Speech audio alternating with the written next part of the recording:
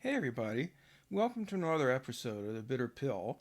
It's been quite a while since I made an episode, and that's because I've been writing instead, and I wrote an extremely long article. It's like over 10,000 words or something on the Ukraine issue, and I'm happy to report that it's going to be published soon by Ben Norton's Multipolarista outlet. Um, but today I wanted to uh, kind of sort of summarize what I said in that article, but with a particular focus on how a lot of the Western left has really gotten things wrong in Ukraine, and that stems from some issues with a perspective a lot of the Western left on international issues. So you can see from the title there that uh, I'm using this term NATO Socialists to refer to people who have this skewed perspective on Ukraine and other matters, because people like Howie Hawkins and quite a few others in this faction of the left, which Ben Norton has called soft imperialist left, uh, literally call for NATO sending weapons to Ukraine to defend themselves against so-called Russian aggression or Russian imperialism. Um, but I want to start by talking about just where I come from on international issues and why and you know, how things have kind of gone astray, in my opinion, as far as much of the Western left is concerned. So,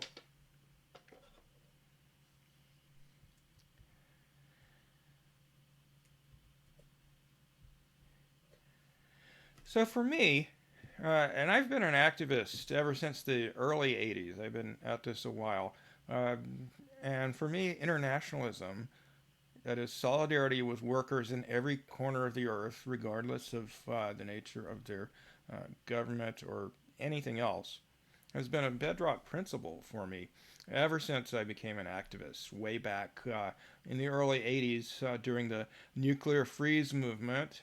And you know, basically, that and the issue of what was happening in Central America at the time with Ronald Reagan's support for the so called Contra rebels that were basically, for the most part, members of uh, dictator Anastasio Somoza's National Guard, where there was a brutal dictatorship in Nicaragua spanning several generations that was finally overthrown by the Sandinista Revolution in 1979.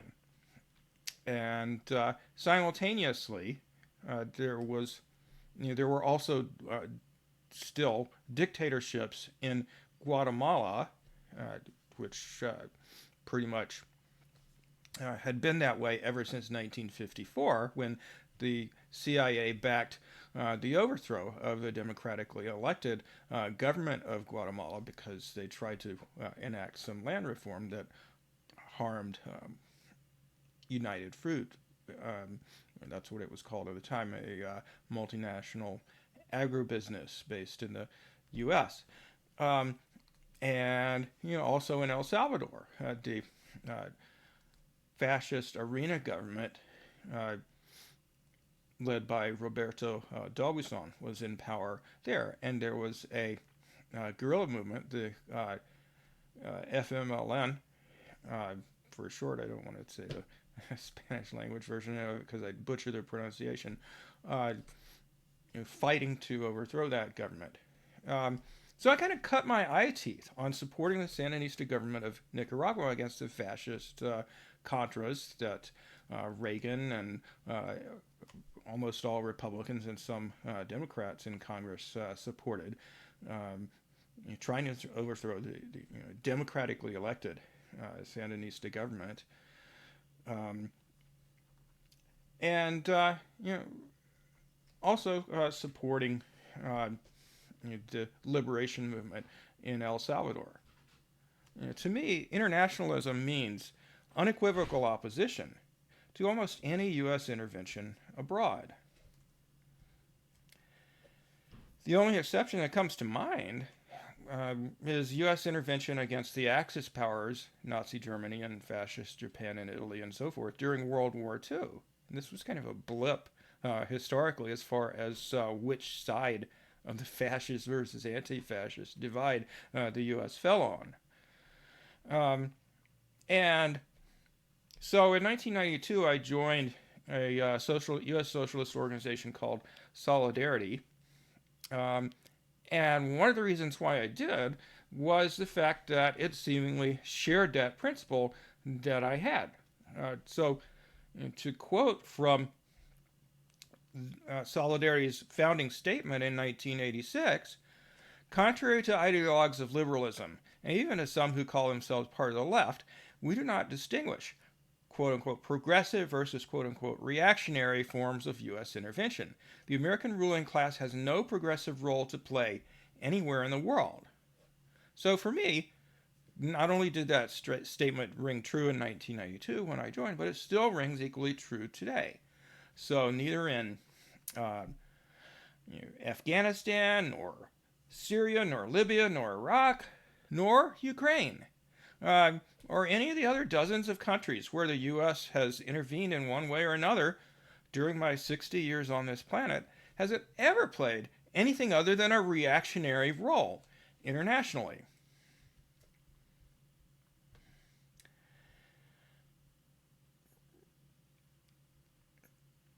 But sadly, the Western left has gone astray, including, unfortunately, Solidarity, which I no longer belong to.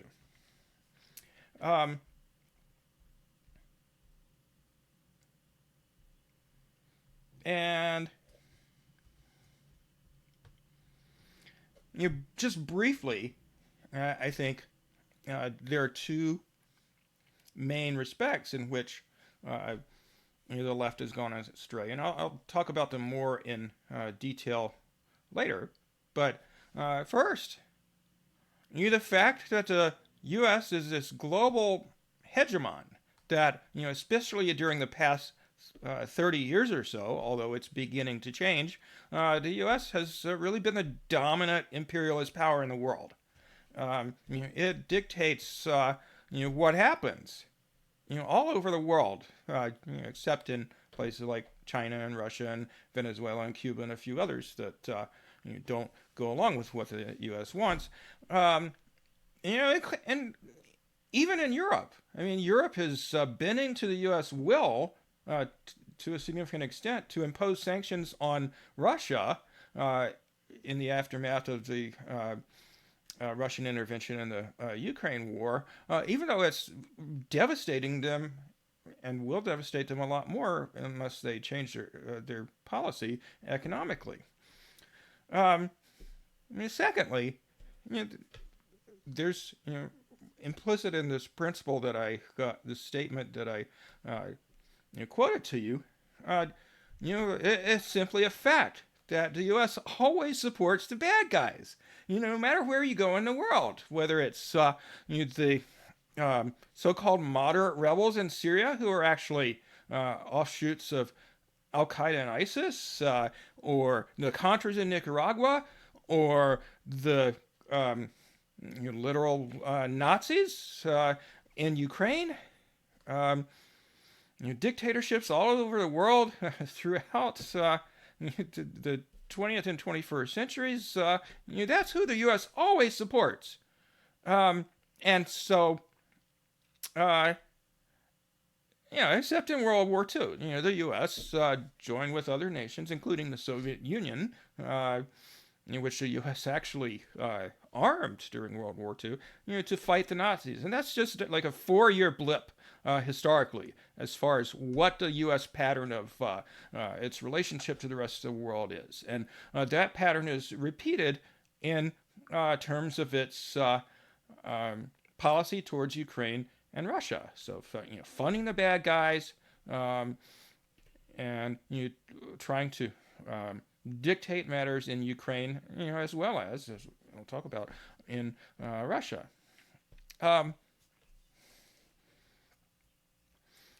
Okay, so in my article that's hopefully will be published very soon, I talked about all this in more detail. And as I've discussed, back in March when I last did an episode of The Bitter Pill, sort of the propaganda narrative about what happened on February 24th was that Russia engaged in an unprovoked invasion of Ukraine. Vladimir Putin just woke up one morning and decided to invade Ukraine on a whim, apparently, according to Western media. And Joe Biden literally called the Russian invasion of Ukraine unprovoked. But in fact, as I've talked about, it was a decision that many political analysts, such as political scientist John Mearsheimer, former ambassador to Russia, I'm blanking on his name, it'll come to me later, and many others, even Joe Biden, back in the late 90s, predicted that things would really go astray if, I believe at that time he was concerned about the Baltic states joining NATO, that Russia would react to that somehow. Stephen Cohen, renowned Russia expert who recently passed away, unfortunately, predicted way back in 2015 that Russia perceived that because Russia perceived NATO expansion as a genuine threat, that their security was genuinely at risk, that Russia would intervene militarily if things got bad enough. And so, back on February 24th of this year, Russia engaged in a military operation, which was, in fact, an intervention in a civil war that's gone on for the past 8 years in the Donbass region of what was, I guess it's not really now because Ukraine's not going to get it back, but what was at the back, at least back in 2014, Eastern Ukraine. The governments of those regions in Eastern Ukraine that had been besieged for these 8 years, the Donetsk and Luhansk People's Republics, requested Russian intervention. And in thinking about the situation and why Russia chose to intervene, which, you can say, well, war is awful and, there's no such thing as a just war because, inherently war costs people's lives. It kills people. And, we always qualify that by saying innocent people when they're supposedly distinct from soldiers. But, in fact, nobody really deserves to die, and they do die in war, and there's a lot of destruction and so forth. So, war should definitely be a last resort. But the Russian government evidently felt that was a position that it was in, that there was no other alternative left. So, to kind of understand the situation that Russia found themselves in, let's imagine the shoe were on the other foot. Suppose Russia was the bulwark of a hostile military alliance, including mostly countries in North and Central America. And this alliance grew over the years, ultimately including countries on the U.S.'s border, say Mexico. And suppose Russia then backed a fascist-led coup in Canada, and the coup government promptly launched an attack on regions bordering the U.S. and let's say those regions were full of people with American relatives who were actually American citizens. And over a period of a few years, the Canadian government killed thousands of people in that region and deliberately attacked civilians, quite often in the process, sending missiles and artillery shells into areas where there were no military targets. And let's also suppose that French was a majority language in most of Canada, except in the border regions where English predominated. And let's say the coup government, and let's say it's in Montreal rather than Ottawa, banned education conducted in English, banned books being published in English, insisted on official government business being conducted in English, and in addition to being hostile to various other minority groups, such as gay people and Jews and so on and so forth, Muslims, these fascists who have political power in Canada far beyond their numbers in this scenario, also hate Americans. And let's say that this Russia-led hostile military alliance that Canada wants to join proceeds to heavily arm Canada and conducts training and military exercises with the Canadian military, which, of course, means in part conducting training and military exercises with Canadian fascists, because they're in the military. Now, suppose Canada ultimately has a free and fair election where they elect a new prime minister who ran on a platform of peace, but then shortly after taking office, he continues a civil war and threatens to invade the Upper Peninsula of Michigan, which for a minority of its history, let's pretend, has been part of Canada despite being ethnically American. And let's say that this so-called peace-loving prime minister vows to acquire nuclear weapons. And American authorities keep trying to resolve the situation diplomatically. They even sign an agreement between Canada and the republics on the border with the U.S. To try to resolve the situation in as far as the Civil War, declare a ceasefire, etc. But the Canadians rebuff these efforts to resolve the situation diplomatically. Shelling then escalates in these border regions. Tens of thousands of Canadian troops gather near those regions, all ready to invade them and escalate their ethnic cleansing. And the U.S. government gets wind of this plan. So, do you think that the U.S. government would perceive a threat under such circumstances? Never mind the ethnic Americans who were literally being bombarded, even though there's no military targets. Do you think they feel threatened? Well, they're not just threatened, they're being bombed and shelled. Do you think the U.S. government would take some sort of military action in those circumstances? Now, you as an American might just be anti-war in almost all circumstances, unless the United States itself is directly attacked. But regardless of how you might feel about your government responding militarily, I think you'll have to concede there's little doubt that it would perceive a threat, and given that every effort to resolve the situation diplomatically has been rebuffed, they would respond militarily to that threat. Okay, now as I'll discuss, all these little details that I've mentioned in here parallel things that have happened in Ukraine and with the relationship between Russia, Ukraine, and the U.S. and its allies, where the U.S. and the West generally have kind of used Ukraine as a pawn in a game of global chess, starting with a U.S.-backed coup in Ukraine in 2014.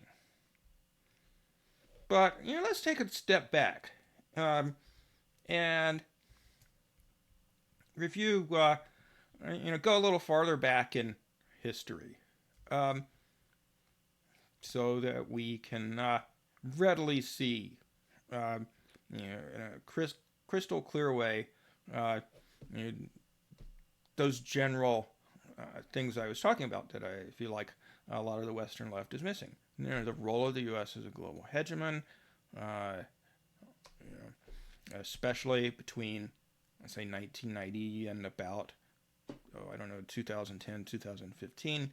And the fact that it's always supported the bad guys throughout the world, and how specifically this relates to Russia. Um,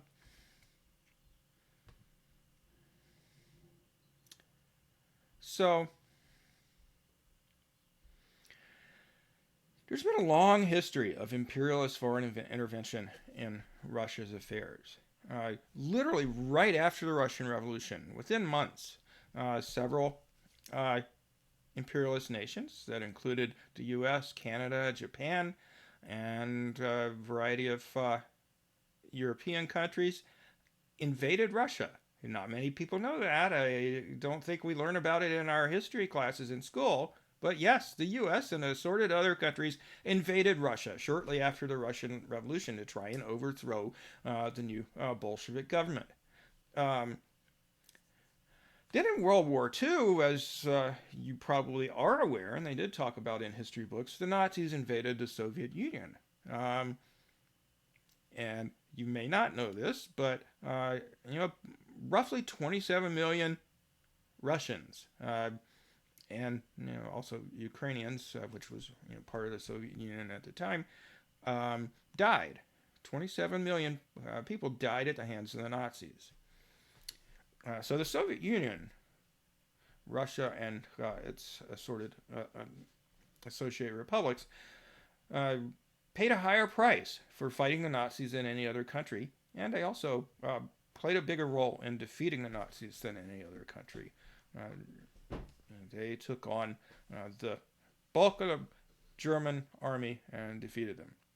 So Victory Day, the anniversary of the victory over the Nazis, is one of the biggest holidays of the year in Russia, celebrated on May 9th there. If they have celebrations elsewhere, it's May 8th because Western Europe is a few hours behind Moscow in terms of time zone. So it was May 8th in Western Europe and the United States when the Nazis surrendered. But now you might think, okay, May 9th, 1945, there was victory over the Nazis, celebrated ever since in Russia. But in fact, it turns out that the Soviet Union's and later Russia's troubles with foreign meddling didn't end in 1945.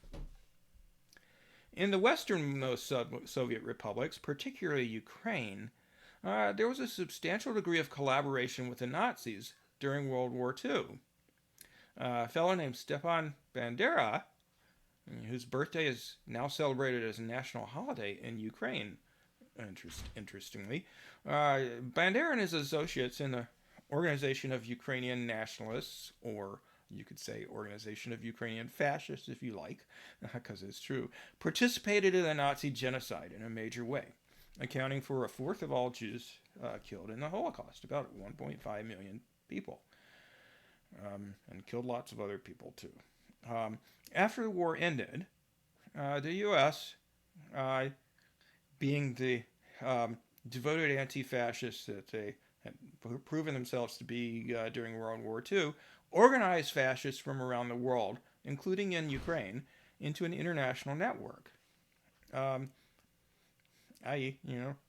Right after, or literally not even right after, but before World War II had ended, the U.S. was already having secret talks with literal Nazis from Germany and fascists elsewhere in the world, and organizing them into an international network to engage in right-wing subversion all over the world. That included in Ukraine. And between 1945 and 1953, when Soviet forces were finally able to defeat them, the Organization of Ukrainian Nationalists and so forth, conducted a campaign of sabotage and terror and assassination within Ukraine, part of the USSR. In other words, killing tens of thousands of people, both KGB agents and civilians. Okay, well, fast forward to the 1990s, and in 1991, the Soviet Union was dissolved. And wouldn't you know it, right after that happened, the Western imperialist vultures swooped in. In the 1990s, under the guidance of Jeffrey Sachs and his Harvard boys and Western financial institutions, and with Boris Yeltsin as Russia's president, who was basically a U.S. puppet, the vast majority of the public sector in the former Soviet Union was privatized. Essentially, public assets were stolen by private individuals. They removed all the price controls that they had. The value of the ruble was forced to be artificially high. And these neoliberal policies implemented by Boris Yeltsin and the IMF and U.S. Neoliberals caused Russia's economy to completely fall apart. Their GDP and industrial production fell by half. Poverty skyrocketed. Life expectancy plummeted by nearly 4 years, just within the few years right after the collapse of the Soviet Union. But the U.S. wanted to make doubly sure that Russia remained under the thumb of the U.S. For the time being. So the U.S. rigged the 1996 Russian election to make sure that Yeltsin win. He had been losing in the polls because his policies, as you might expect, were highly unpopular. It's even on the cover of Time magazine in 1996 that they admit that the U.S. rigged the Russian election so that Yeltsin would win.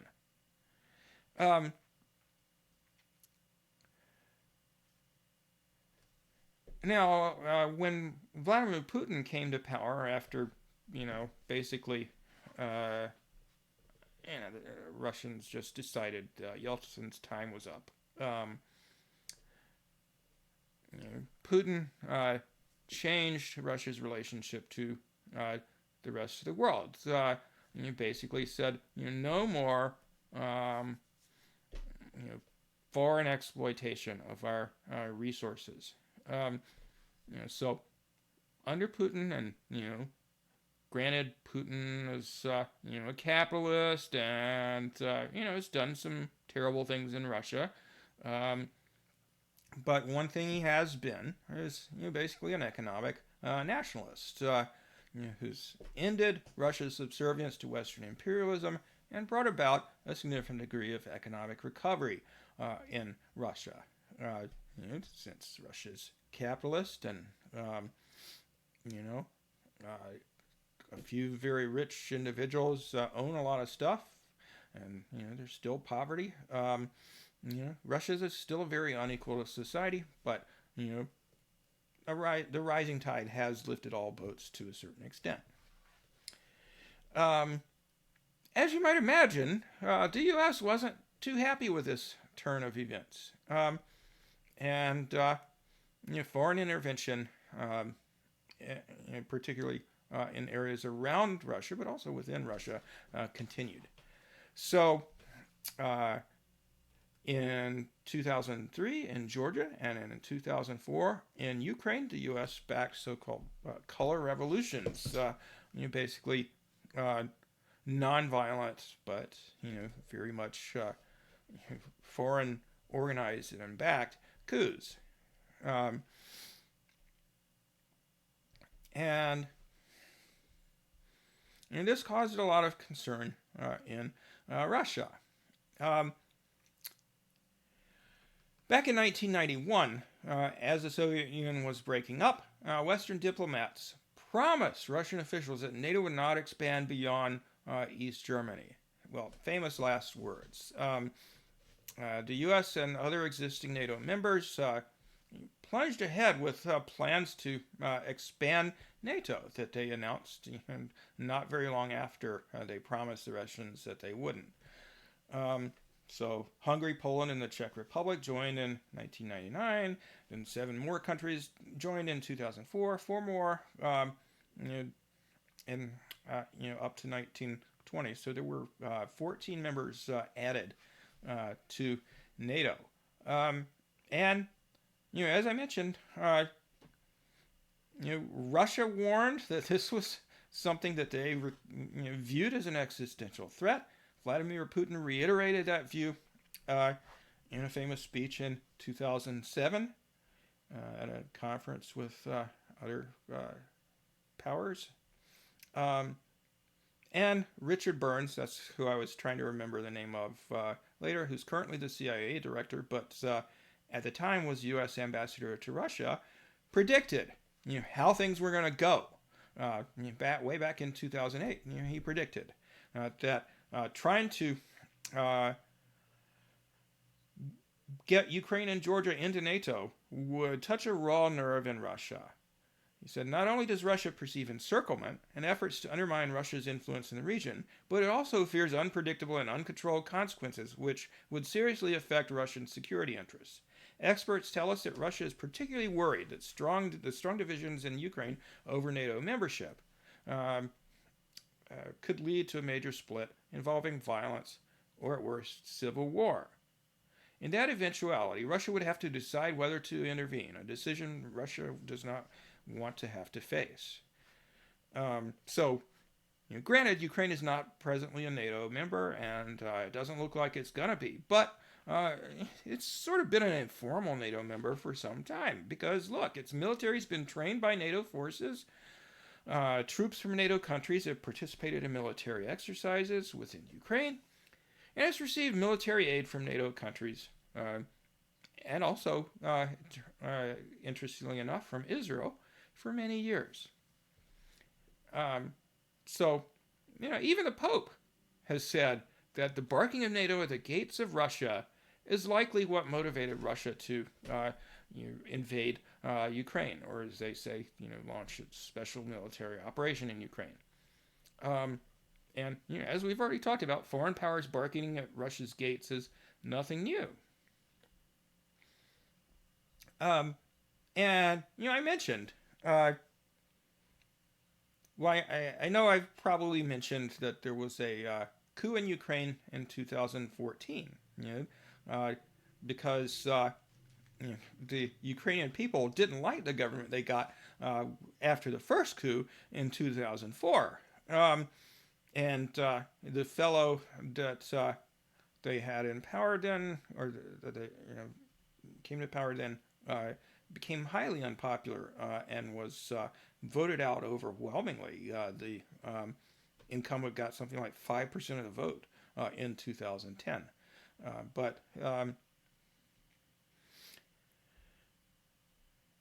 Anyway,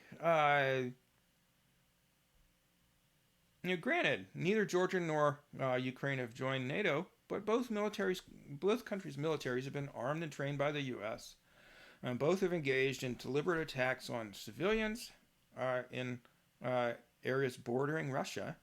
And the U.S. has continued to try to subvert Russia's internal political affairs.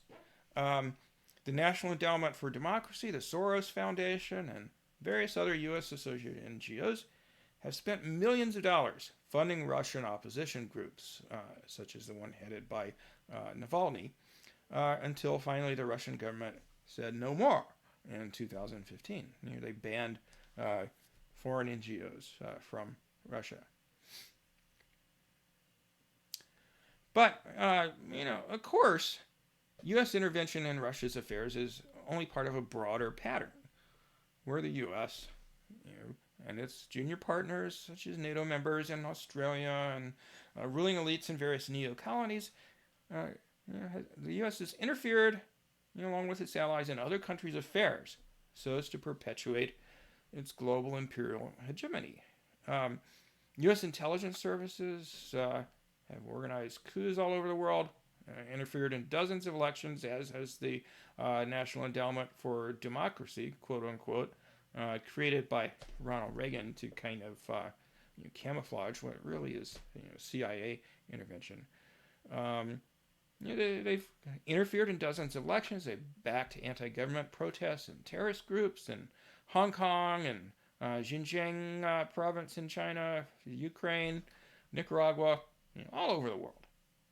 Of course, U.S.-dominated financial institutions based in Washington, D.C., such as the IMF and World Bank, have imposed crushing debt on dozens of countries, demanding that their governments implement austerity policies that basically serve the interests of foreign multinationals and destroy the interests of their working class.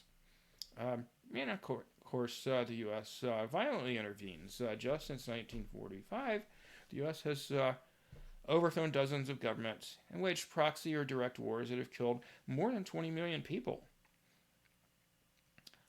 So, there are two things that you find as a consistent pattern in the manner in which the U.S. and its allies, the imperial core countries, relate to the rest of the world.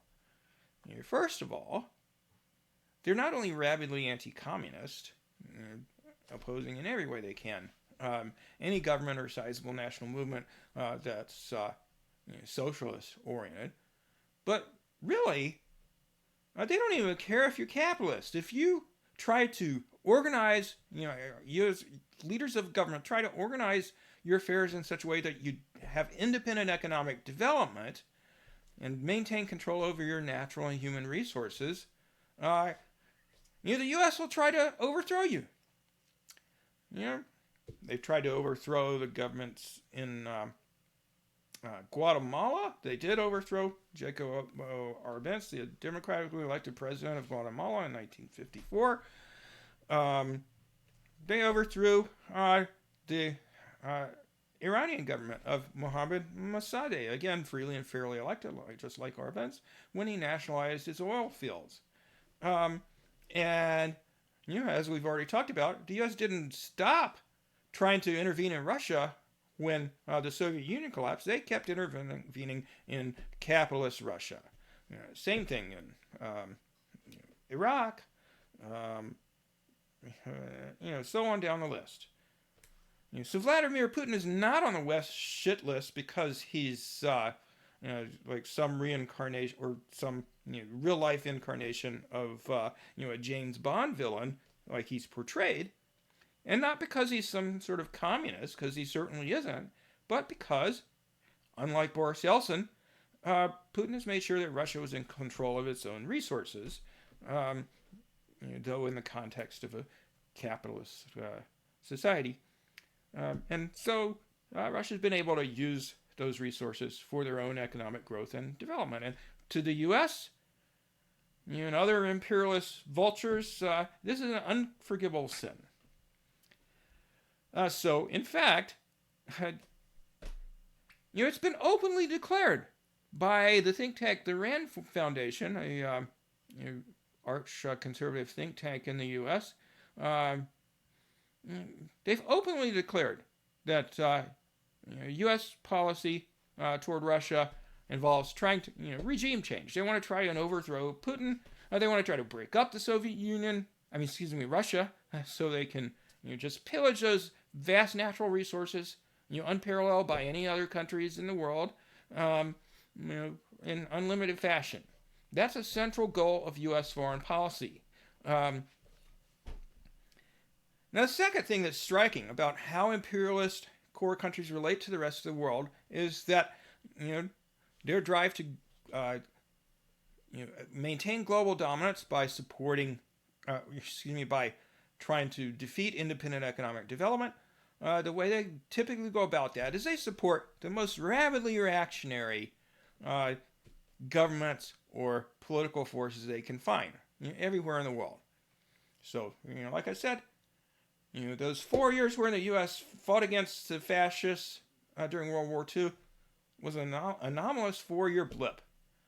And what it turns out is a decades-long history of consistently supporting Nazis and other far-right elements. So again, even before the war against fascism was even over, even before World War II was over, the U.S. was recruiting fascists to wage war against communism and economic development generally. So everywhere in the world throughout the post-World War II era, the U.S. has supported right-wing extremists of one sort or another. So Islamist fascists throughout the Middle East, in North Africa and Western Asia, even in Yugoslavia. Brutal thugs trained at the School of the Americas in Latin America, or of course the Zio fascists in Israel, just to name a few examples. And that's true in Ukraine too.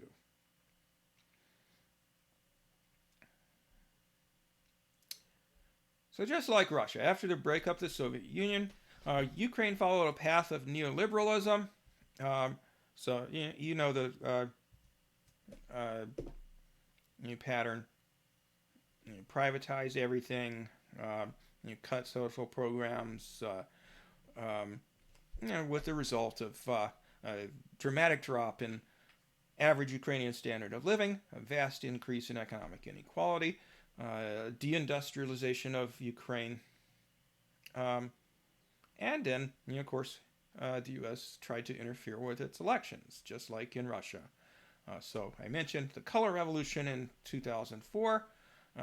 Viktor Yanukovych actually won that election, but the U.S. launched a multi-million-dollar propaganda campaign to convince the public that Yanukovych had cheated and that he was pro-Russian. So then there was a uprising, a color revolution that forced a runoff election against the U.S.-backed candidate Viktor Yushchenko, and he was he became the president. And as I mentioned, he was so unpopular that in a rematch with Yanukovych in 2010, he lost in a landslide, only getting 5% of the vote. But the U.S. didn't like Yanukovych because supposedly he was pro-Russian. But really, he was just trying to do what the U.S. says is a no-no, trying to, not subject his country to the dictates, the neoliberal dictates of foreign capital. So in 2013, Yanukovych rejected a partnership agreement with the EU because it would have required Ukraine to accept an IMF loan that involved just screwing up the economy even further than it already was. Instead, he accepted a much more favorable offer of economic aid from Russia. I don't know how good it was, but it was definitely better, preferable to the IMF loan. And the U.S. is like, no way, you can't do that. You cannot, as the head of your state, decide to pursue an economic policy that we don't like. And also, Western-oriented and more right-wing elements of the Ukrainian public, who hated Russia, didn't like it either. So, there were massive street protests, largely led by far-right groups, neo-Nazi groups such as Subvert, Right Sector, which is a coalition of fascist organizations, and so forth. And all this was backed by the U.S. Joe Biden visited Ukraine many times during this period. So did John McCain and Amy Klobuchar and Chris Murphy, who were all these people were U.S. Congress people.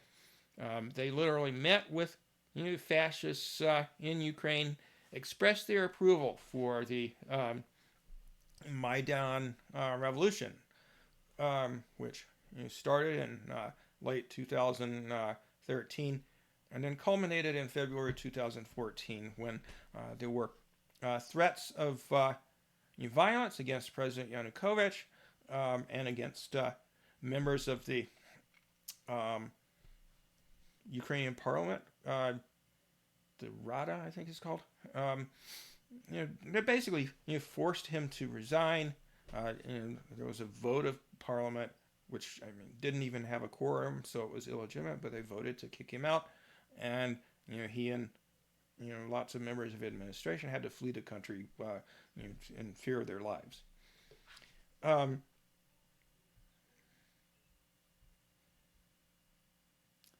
And so, a lot of the government leaders, it turned out, were picked by the U.S. They chose the president, Arseniy Yatsenyuk. Members of the Svoboda fascist organization were also given important roles in the coup government. The co-founder, Andrei Parubi, served as Speaker of the Parliament up until the 2019 election. There were also quite a few foreigners appointed to important government roles, including Americans. So it's like Ukrainians didn't even govern their own country. So they just went further in turning Ukraine into an economic basket case to serve the interests of the corrupt elites. Ukraine's been ranked as the most corrupt government in the world in recent years. Among the first actions of this coup government were to basically ban most left-wing parties. They banned the Ukrainian Communist Party. They attacked the language rights of the Russian minority. For example, education could no longer be conducted in Russian. And naturally, this didn't go over well with a lot of people in Ukraine, particularly the largest minority group in Ukraine, the Russian-speaking population, mainly located in the eastern and southern part of the country, where there were polls indicating that the overwhelming majority of people in those regions opposed the Maidan quote-unquote revolution. And these street protests were violently attacked by the fascists, who by this time included the infamous Azov battalion. Just a private militia at the time, but it later became incorporated into the Ukrainian military. Anyway, a particularly violent incident occurred in Odessa in the southeast, where about 50 people were burned alive after being locked in a labor union building, and there was violence in various other cities. In Crimea, southeastern province that had been part of Russia for most of its history, it was sort of given to the Ukrainian Republic of the Soviet Union by Nikita Khrushchev in 1954, but prior to that it had been part of Russia. And overwhelmingly the population there is ethnically Russian and speak Russian. So when they saw what was happening, they saw how anti-Russian the Ukrainian government were, they voted to rejoin Russia. Huge turnout, 96% margin voting to secede from Ukraine and join Russia. And as it so happens, there's a Russian naval base in Crimea, in Sevastopol. So the Ukrainian government couldn't really do anything to people in Ukraine because the Russian military was already there.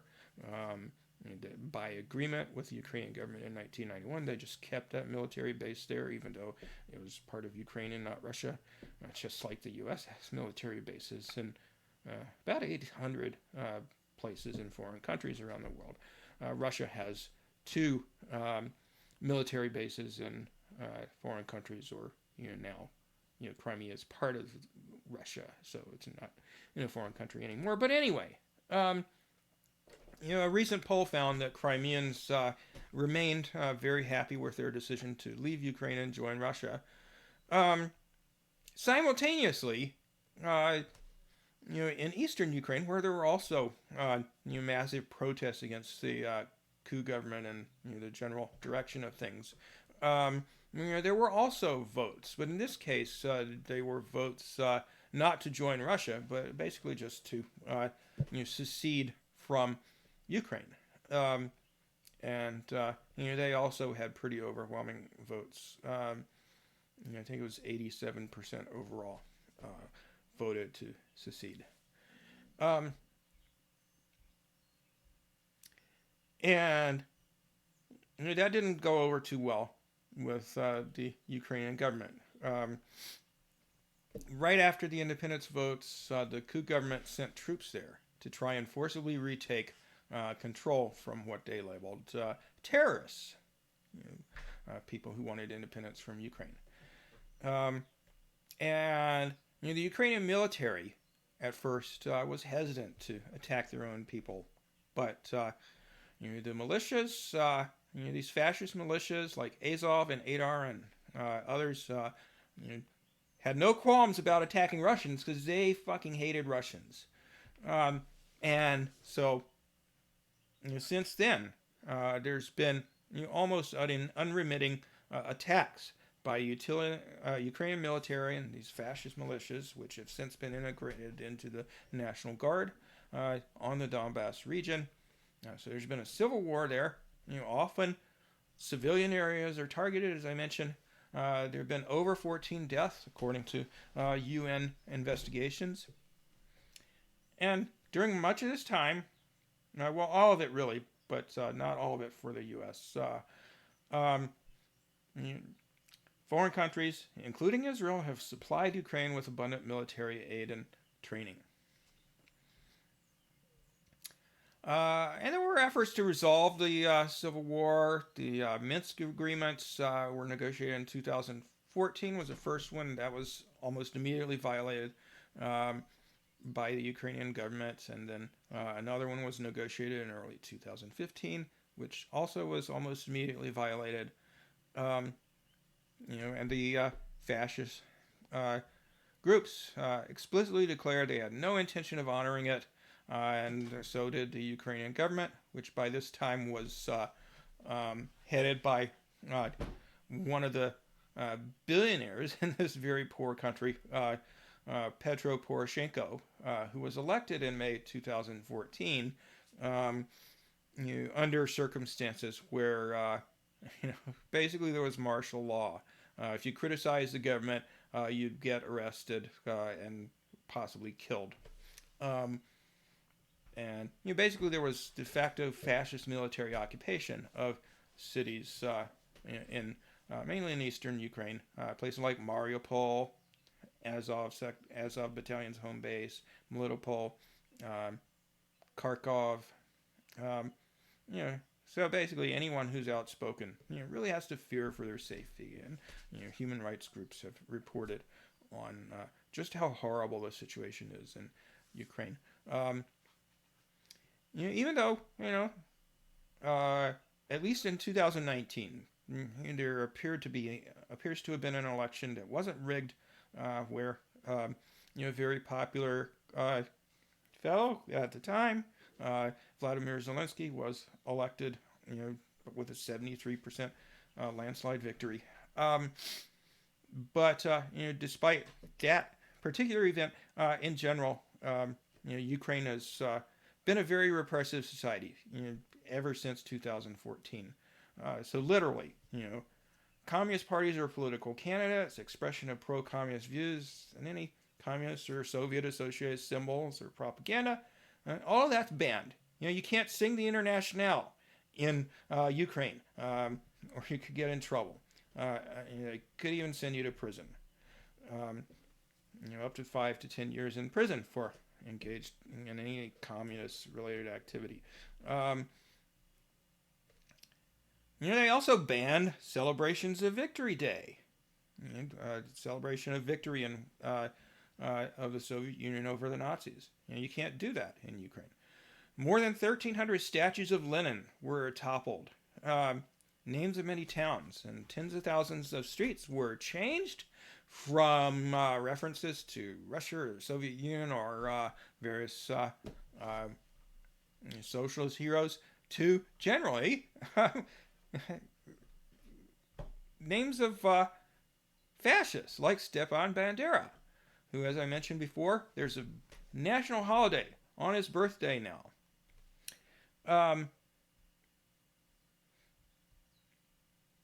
Statues and monuments honoring Nazi collaborators like Bandera, as well as streets named after them, have gone up just as fast as they were taking down statues of Lenin and and so forth. And gave the Hero of Ukraine award to present-day fascists. Voted against a UN resolution condemning Nazism, as did the U.S., by the way. And as you might expect from fascists, there were pogroms against the Roma people and attacks on Jews and feminists and gay and lesbian people, desecration of Holocaust monuments, of course, violence against anyone communist or associated with the left.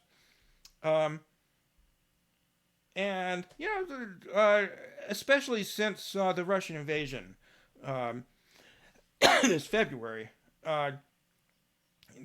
the fact that there's considerable far-right or fascist influence on Ukrainian politics has kind of been downplayed and caricatured as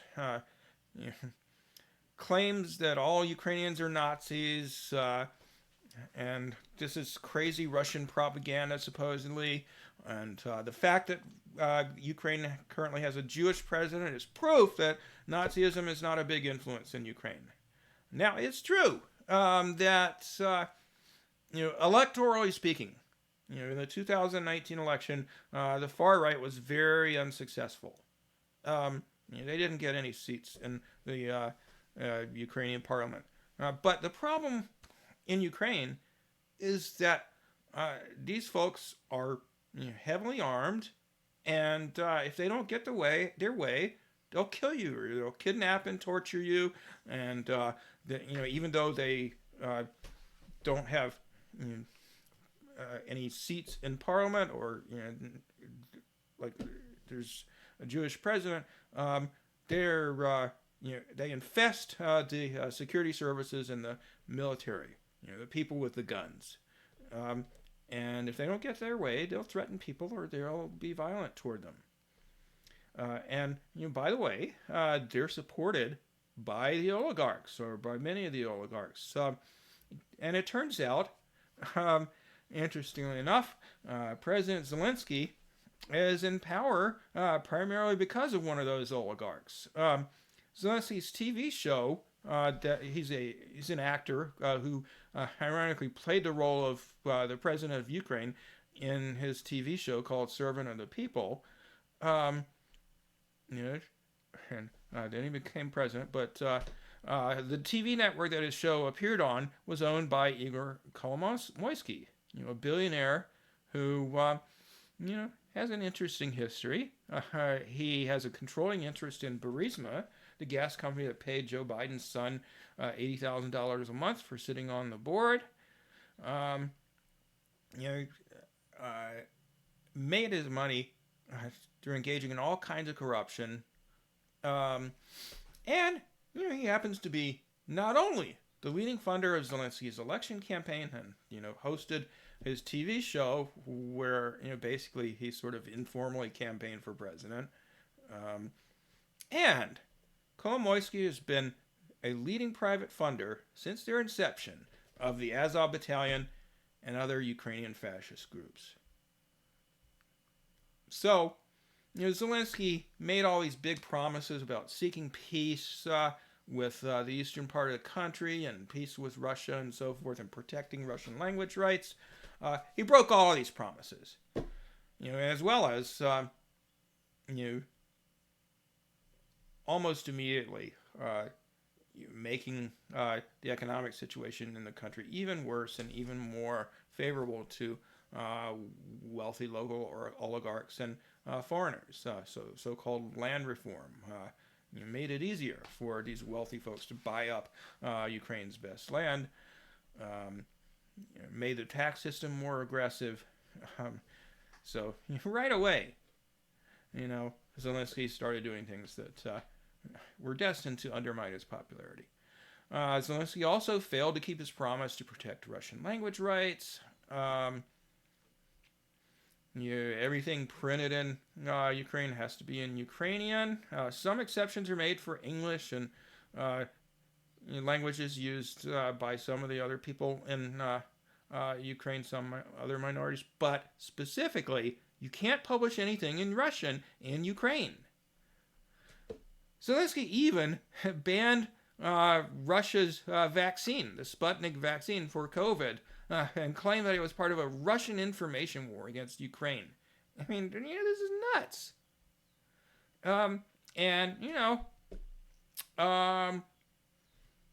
He abandoned his campaign promise to seek peace in the East, refused to meet with the leaders of Donbass independence forces or implement the Minsk Accords, basically called those people terrorists, just like his predecessor had. He bestowed honors on these far-right forces, gave Right Sector Commander Dmitry Kotsubelo the Hero of Ukraine Award, appointed a member of a neo-Nazi group as the chief administrator of the Odessa region. In April of this year, he begged for weapons from various countries, including from Greece, and when he met via video with the Greek parliament, he was accompanied by a fucking Nazi, a member of the Azov battalion. And that didn't go over well in Greece, so I don't know if they gave him any weapons or not. But basically he's accommodated to these fascists.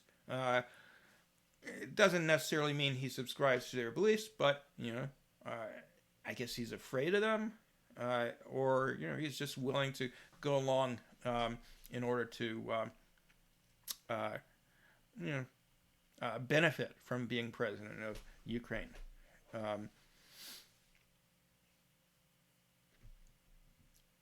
So, I think it's important to understand, and, a lot of people in the West don't, that just because fascists don't have a majority of support in Ukraine, the majority of people in Ukraine are against them, but that doesn't mean that they can't play a dominant role in Ukrainian society. I mean, consider what happened in Bolivia in 2019. There was a U.S.-backed coup there. Fascist coup. The fascists took power, just like they did in Chile in 1973. Doesn't mean the majority of people supported them. Surely the majority of people were opposed, but they're not the ones who were had the majority of the weapons. And in fact, although they have to be careful about when and to whom they say this, especially in eastern Ukraine, people characterize the Maidan coup of 2014 and its aftermath as a Nazi takeover. And they don't really think Zelensky changed much of anything when he became president, even though, initially they hoped they would, and they voted overwhelmingly for him if they could vote. Obviously people in Crimea can't, and I think they didn't let people from the Donbass independent republics vote either. But anyway, so much like his predecessor, Poroshenko, Zelensky has made an absolute mockery of Western claims that Ukraine is a democracy. So, in February 2021, Zelensky shut down 3 TV networks, accusing them of being Russian propaganda, basically. Arrested his chief political opponent in the legislature, Viktor Medvedchuk, said he was pro-Russian, and introduced a bill in December of last year that could be used to strip Ukrainian citizenship and voting rights of any resident of the Donbass region who allegedly participated in, quote, actions threatening Ukraine's national security and national interests. So basically, you could strip people of their Ukrainian citizenship, even if they didn't want to lose it. The SBU, Ukraine's secret police, continues under the Zelensky regime with its long record of kidnapping and torturing political dissidents.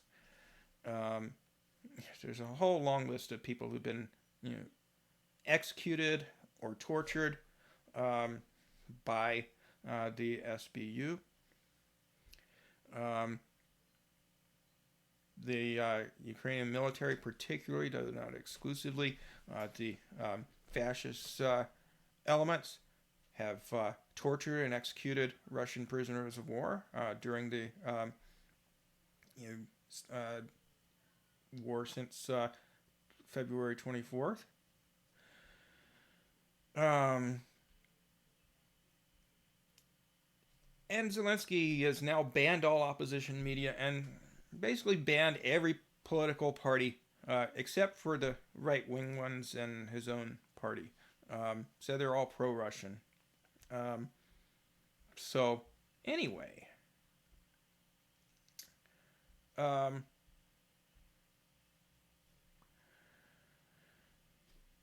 won't go into the details of it here in the interest of time, because you can read my article when it comes out. But basically, there was a very concerted effort by Russia, in December of 2021 to seek a diplomatic resolution to all of this stuff.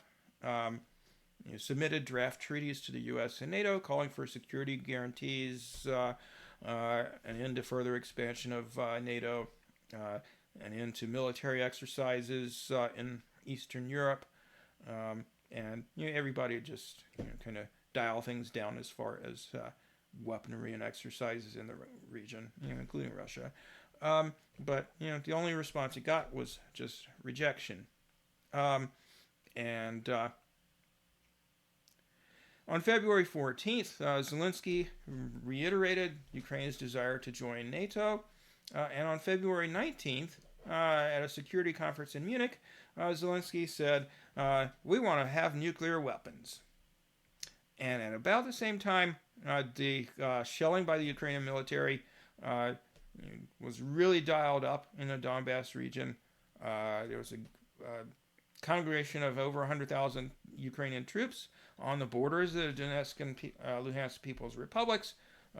And, as I mentioned, Russia apparently discovered a plan to soon launch a full assault on those areas in early March.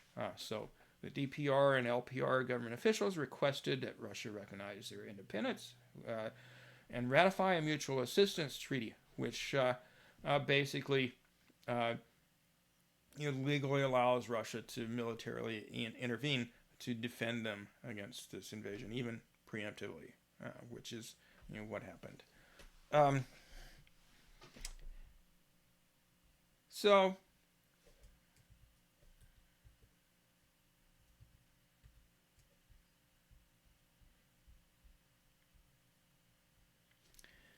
well, back to talking about how the Western left has kind of gotten things screwed up, or much of it anyway, as far as the war in Ukraine. I'm still on the email list for Solidarity. Probably won't be for very long since I'm openly, calling them out. But there was this thread on the Solidarity email list, which I'm on, titled "Background to Putin's War," where an article entitled "The Historical Background to Putin's Invasion of Ukraine" was highly recommended, and was forwarded to the list by someone who titled it "The Historical Background to Putin's War Against Ukraine." Ignoring, of course, the 8-year-long war by Ukrainians' own government against its own people in the East. So let's take a quick look at that article. Where is it?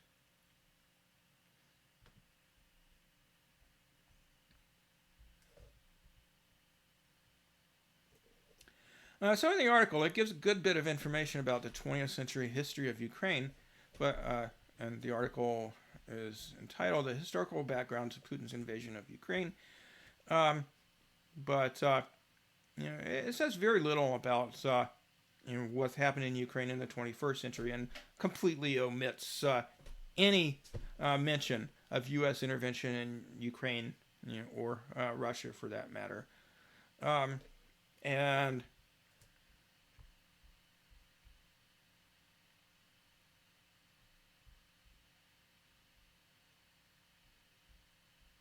let's see.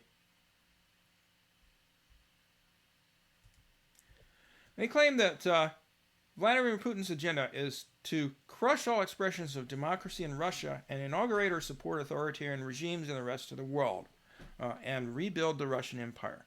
Well, first of all, where is this Russian Empire? Like, what countries has Russia colonized or established neo-colonial puppet regimes in? There's plenty of countries where the U.S. has taken control of governments and installed puppets, but I can't think of any in that Russia has done that too.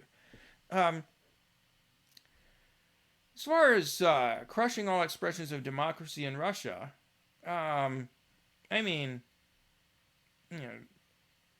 the second leading political party in the Russian parliament, the Duma, is the Communist Party. Unlike Ukraine, where you can't be a communist legally, they'll throw you in jail if you try to organize a political party or express socialist ideas. It's not allowed. It is allowed in Russia.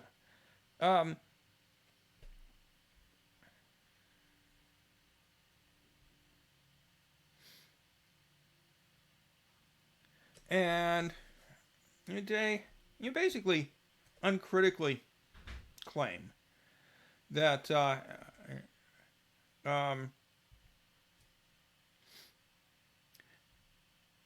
that Russia invaded Ukraine in 2014 and began a war.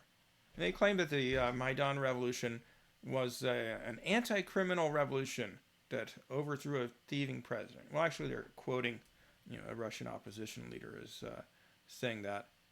You don't mention anything about who the opposition was that overthrew the president, who granted was corrupt, but the reason he was overthrown was not that, because the people who overthrew him were perhaps even more corrupt, as well as being far right and pro-West. And they go on to characterize the annexation of Crimea by Russia in 2014 as part of Russia's assault on democracy. And they don't mention anything about how the Ukrainian government has been literally just nonstop attacking civilians, as well as the militias in eastern Ukraine, ever since 2014. They characterize it as Russia's war on eastern Ukraine and an assault on democracy. And the fact, which is very well documented and even acknowledged by Western sources, that the 2014 coup was led by far-right nationalist fascist forces, and that there was a policy to discriminate against Russian language and culture, that there were daily military attacks on the Donbass, and that neo-Nazism was a major influence on the government. They just say in this article, appearing in a socialist publication, New Politics, this is all just Putin's propaganda, they claim. And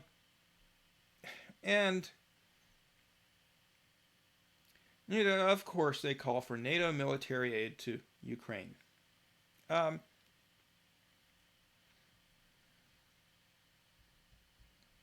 Which is why people who take this view have been called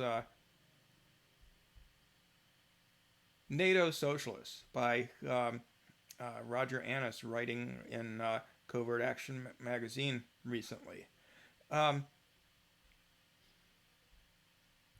This organization that publishes New Politics. It's a Trotskyist organization. It's a leftist organization, but they don't even acknowledge things that even Western media outlets have acknowledged. So, all these facts I just mentioned, that there were policies put in place to discriminate against the Russian language and culture, the military attacks on the Donbass, the power of the far right, the neo-Nazis in Ukraine. These have all been acknowledged by Western sources. Like, you can find it in Wikipedia, you can find it in the New York Times. At least prior to February 24th, 2022, all this has been investigated and confirmed by Western journalists. And here's a supposed socialist publication saying this is just Putin propaganda, Russian propaganda. And of course they call for NATO military aid to Ukraine. So, that's why this fellow who wrote this article calls them NATO Socialists. Well, who else is a NATO Socialist? Howie Hawkins.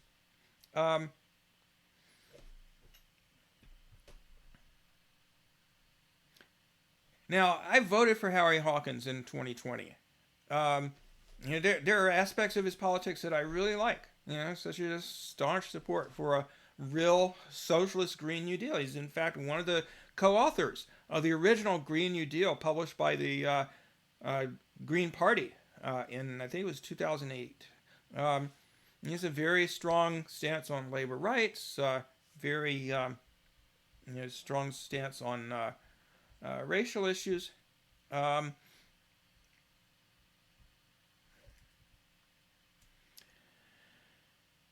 He's run for governor of New York many times, and he's done a great job of.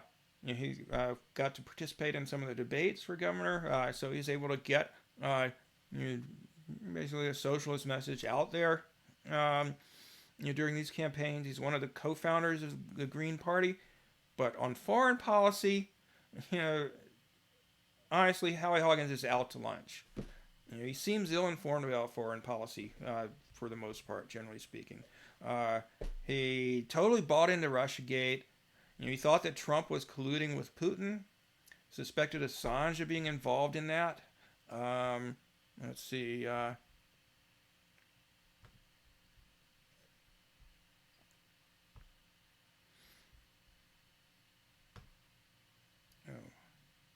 can't I go to it? Here we go. In an interview last year with Primo Nutmeg, who's now a Primo Radical on YouTube, Howie Hawkins said, "The media is following this Russiagate thing, which I think is serious, and I think Trump ought to be impeached." So he's claiming Trump colluded with the Russians to rig the U.S. election. I think it's obvious he sought collusion. He did collude, him and his son-in-law. It's all over there in that first volume of the Mueller report. It's all over there. There's no evidence in the Mueller report that Trump or anybody in his administration colluded with Russia. The Mueller report concludes that didn't happen, so have independent investigations. And, they really didn't conclude that much of anything happened in the 2016 election as far as Russian intervention. They do conclude, and, independent sources have confirmed that there was a Russian marketing firm that ran some Facebook ads that were pro-Trump and anti-Clinton, on a very small scale. No evidence that the Russian government was associated with it, and no evidence that Hillary Clinton's emails were hacked by the Russians. None of that was confirmed by investigations. But Howie Hawkins bought into it lock, stock, and barrel. In the same interview, Hawkins also, I don't know if I agree with World Socialist website here that he endorsed the trial of Julian Assange, but I'll just read you what he said in the interview.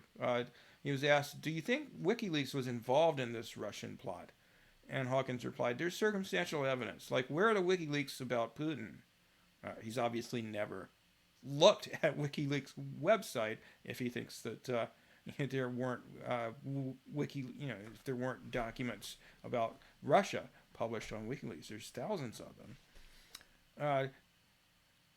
That remains to be seen if he, meaning Julian Assange, was working with the Russians or just biased with them.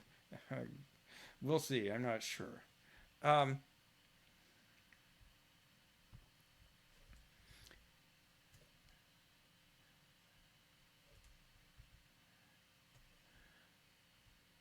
As far as what Howie said about Ukraine, he's characterized military aid for Ukraine, sending arms to Ukraine, which he supports, as aiding Ukraine's self-defense and national liberation. And there's lots of other leftists who take a similar or the same position.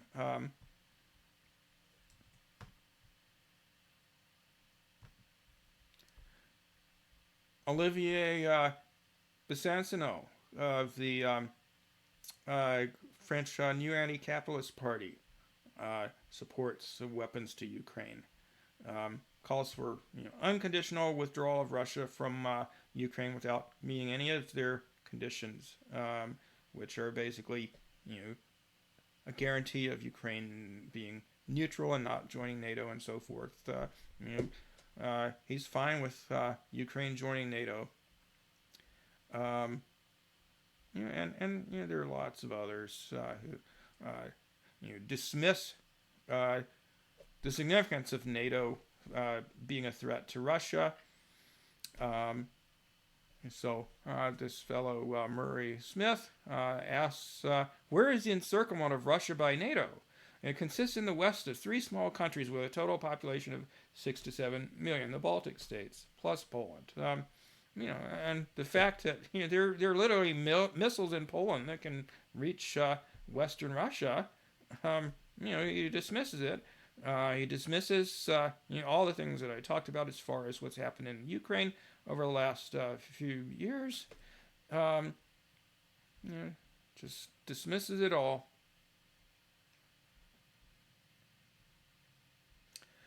Socialist alternative, similarly, described the 2014 coup in Ukraine as a mass protest rather than the violent event that it was. It continued to be violent for the next 8 years. The coup government has continued that violence.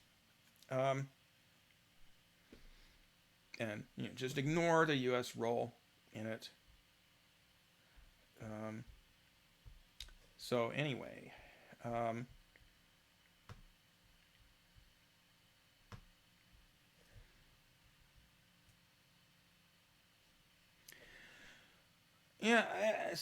so lots of people have taken the same position as Howie Hawkins in the Western left, and it's just an un-Marxist and ahistorical position. It fails to recognize the character of the Ukrainian regime.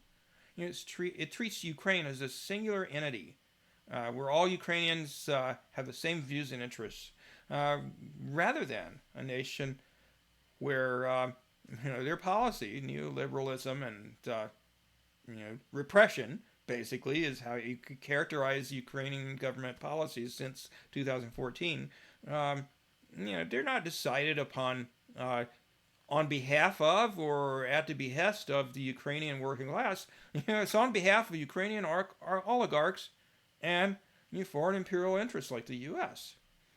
And it's this idea that the U.S. and other NATO countries are going to send weapons to Ukraine to support Ukraine's liberation. This idea that Ukraine is a sovereign nation in the first place, when its government exists as a result of a U.S.-backed coup in 2014, and this position is historically, oblivious Howie Hawkins I did a Twitter search on this, and I've searched elsewhere, searched the Solidarity email list. Howie Hawkins, as well as most other people in that group, never mention anything about the civil war in Ukraine that's been going on for the past 8 years. They're just like the Western media. Oh, Vladimir Putin woke up one morning and decided to invade Ukraine. It was unprovoked. That's the position of these NATO socialists. They don't even talk about the civil war in Ukraine that's been going on for 8 years. They ignore the wishes for peace of residents of the Donbass. And their 8-year fight to defend their communities against the very government that people like Howie Hawkins want to send weapons to. It ignores the terror that fascists like the members of the Azov Battalion have inflicted on communists and Roma people and Russians and gay and lesbian people and Muslims and so on and so forth within Ukraine proper over the past 8 years.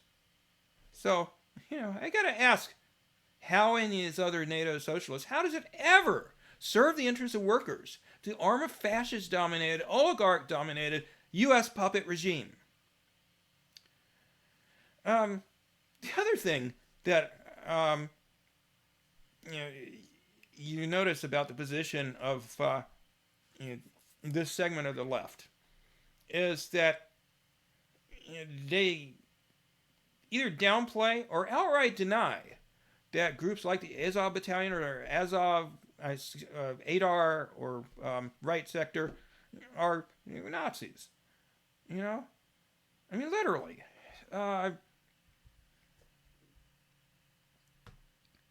This was an email that appeared on the Solidarity discussion list. I know I'm going to get kicked off now because I'm revealing a email on a private list, but I don't give a fuck. These people piss me off. A member of Solidarity says, informed background and commentary on current identity / role of Azov Battalion by Anton Chekhov, a Ukrainian expert on the radical and fascist right. So I watched this video that he links. And basically, this guy completely denies that Azov is fascist. He says that's Russian propaganda. That's ridiculous. That's absolutely ridiculous.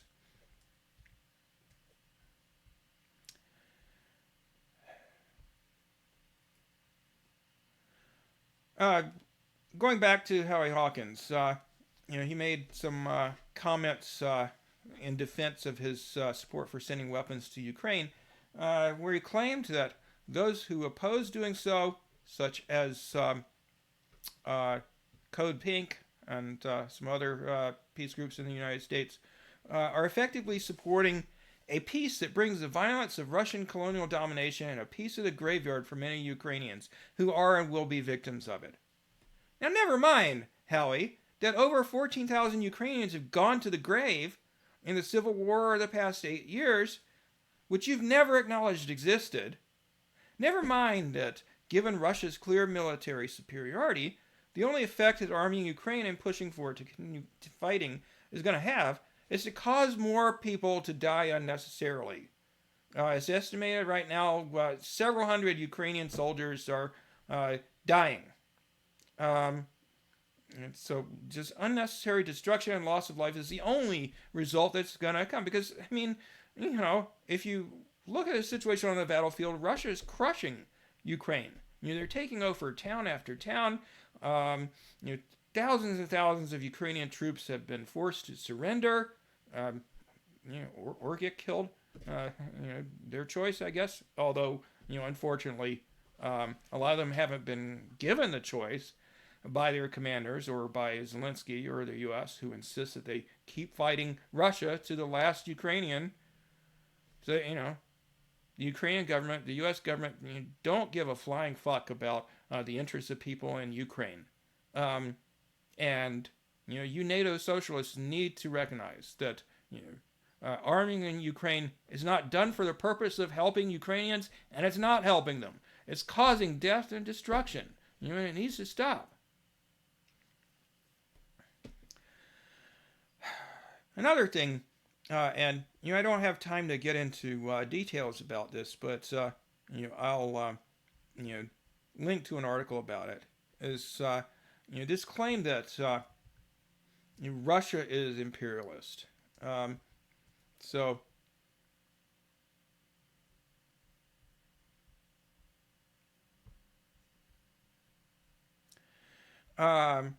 just real quickly, I'll put a link to this in the video description. But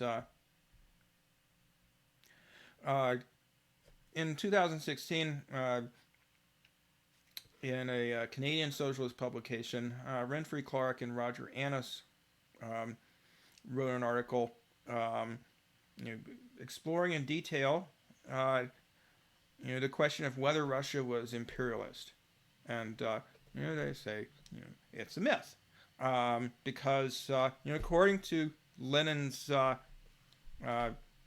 Imperialism, the Highest Stage of Capitalism, published in 1916, 100 years before this article, in order to be an imperialist, a country has to have a high level of economic development, where basically finance capital plays a dominant role in their economy, and they're looking for places to export this capital. Well, that's not the case in Russia. Russia's economy is centered around export of natural resources. It's not a highly developed economy. Because it's such a large country, about 150 million people, Russia does have about, I think it was the 10th largest economy among countries in the world. But, countries much smaller than Russia, or even the state of Texas for that matter, have about the same size economy as Russia. California has a larger economy than Russia. And again, where's their empire? What countries are they dominating the way the U.S. dominates countries? That doesn't exist. That doesn't mean they might not have imperialist aspirations among the elites in Russia. They're capitalists after all. But, Russia's got the most abundant natural resources in the world, and their economic efforts have focused on developing those resources.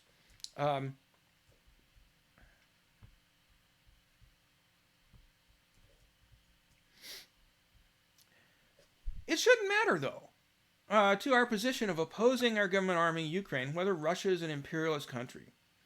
Remember World War II. The Allied forces invaded Germany, invaded Italy, invaded Japan. Nobody proposed sending arms to Italy to forestall the 1943 Allied invasion and support its alleged self-defense and national liberation. That would have been a silly position to take. And it's equally silly for these NATO socialists to claim that arming the Ukrainian government is liberating anybody. In fact, it's a means of continuing to deny the people of Ukraine, particularly people in the Donbass who voted in overwhelming numbers 8 years ago for autonomy from the far-right dominated central government. It's denying them their right to self-determination to keep arming the people who have been shelling them for 8 years. It's denying them the right to go about their daily lives in peace. If we care about the people of Ukraine, what we should be calling for is soldiers to lay down their arms, as thousands of them are doing, realizing that their government is pointedly risking their lives in a war they cannot win. And meanwhile, the U.S. is hell-bent on using Ukraine as cannon fodder to weaken Russia. Lloyd Austin, the defense secretary, literally admitted that the objective of the Ukraine war was to the U.S. proxy war in Ukraine, fought with the Soviet Union, was to weaken Russia. I mean, not the Soviet Union, Russia, sorry. They obviously don't give a damn about the Ukrainian people. And Ukrainians are increasingly recognizing it and are not happy about it. and we shouldn't be either. We should definitely not be calling for arms to Ukraine. So I go back to the reason why I joined socialist group Solidarity in the first place, which I no longer belong to. In their founding statement, they say, contrary to ideologues of liberalism and even to some who call themselves part of the left, we do not distinguish progressive versus reactionary forms of U.S. intervention. The American ruling class has no progressive role to play anywhere in the world. And, other than that brief interlude in World War II, where despite committing an awful lot of war crimes, the U.S. did liberate some people from fascism, there's no place on the planet where the U.S. has intervened in any sort of progressive or non-reactionary role, at least during my lifetime and for a long time before that. But sadly, many in Solidarity and other U.S. socialist organizations seem to have drifted away from that principle that, international solidarity is a key principle of being a socialist, and it, in this historical context, means unequivocally opposing U.S. intervention in other countries' affairs in any form. And, a lot of us who still adhere to that principle, that virtually all U.S. intervention abroad is inherently and unequivocally reactionary, we get called campists or Putin apologists or Assad toadies or whatever by even leftists who have abandoned that principle. And it's such a simplistic and dogmatic formulation. Irrespective of what Russia's motives were when they intervened in Syria 7 years ago, they saved Syrians from the fate of being governed by the likes of ISIS. The bottom line, you don't have to like Assad's government to think that they would have been a lot worse off had the crazy right-wing nut jobs in ISIS and Al-Qaeda and their affiliates took over. And similarly, Russian intervention in Ukraine, although certainly like any war, it's been very destructive, but so was the war in eastern Ukraine for the last 8 years, and they may have saved the people of the Donbass from mass slaughter, or at the very least, many more years of constant war. They hopefully have, because they've, dismantled these groups. The Azov Battalion surrendered their main faction in Mariupol. They've hopefully considerably weakened what, in all likelihood, is the world's strongest fascist movement. And they will put many of Ukraine's fascist war criminals on trial and in jail, or in the Donbass region where they have the death penalty. They might be executed. But these people deserve to be held accountable for their actions. Now, adopting this sort of position, unequivocal opposition to U.S. foreign policy generally, and its reactionary role in the world, that doesn't mean I support Putin. It doesn't mean I support Assad. It doesn't mean I even support the Donetsk and Luhansk People's Republics governments, any more than supporting the military defeat of Nazi Germany during World War II would have made me a supporter of the U.S. government or the Soviet government or British government or anything else. It just means that I think that fighting and defeating Nazis and other reactionary extremists, regardless of where they are, Syria, Ukraine, Central America in the 1980s, Nazi Germany or fascist Spain or Japan or Italy, defeating fascists stands a good chance of somewhat improving the world, even if the alternative to them isn't necessarily so great. It's better than fascism. All right. That's all for today. I will see you next time.